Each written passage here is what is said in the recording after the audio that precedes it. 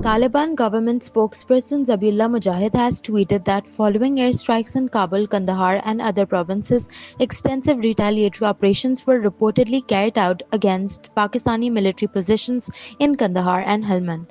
Earlier, Mujahid had acknowledged that airstrikes took place in Kabul, Kandahar, and Paktika, confirming the development in a post on X. According to Pakistan's Information Minister Ataullah Tarar, 133 Afghan Taliban operatives have been killed and more than 200 injured in Operation Ghazab Lil Haq.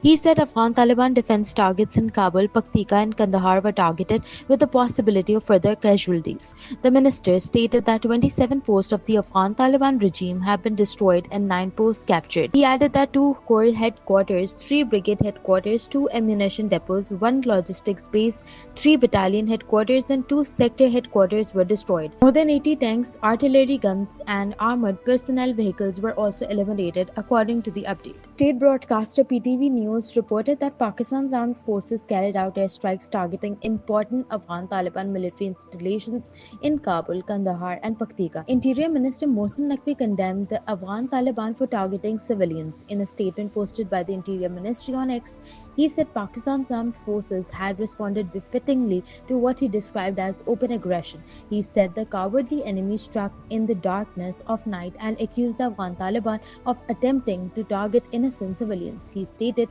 that the nation stands shoulder to shoulder with the armed forces and said the Afghan Taliban had made a terrible mistake by attacking. He added that they would face serious consequences and that Pakistan would not allow its security to be compromised. Defense Minister Khawaja Asif said that after the withdrawal of NATO forces, it had been expected there would be peace in Afghanistan and that the Taliban would focus on the interests of the Afghan people and regional peace. He alleged that the Taliban had instead made Afghanistan a colony of India, gathered terrorists from around the world, and began exporting terrorism.